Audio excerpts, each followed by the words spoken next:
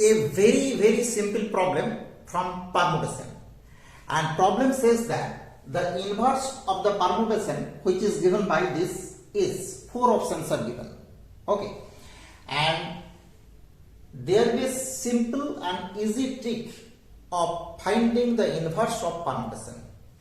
Since permutation is nothing but the bijective mapping, so to find out the inverse, if we let this permutation is equal to rho, then we write simply rho inverse, this is equal to, we write the permutation by reversing two lines.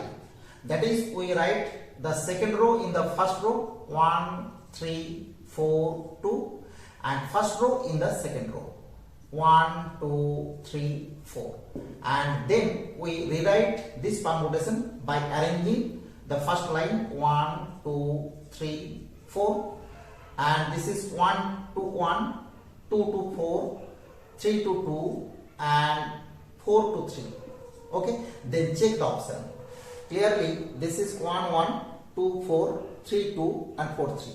So simply our correct option is option number A. Very easy problem and a beautiful tips of find out the inverse of permutation. Okay, thank you for watching.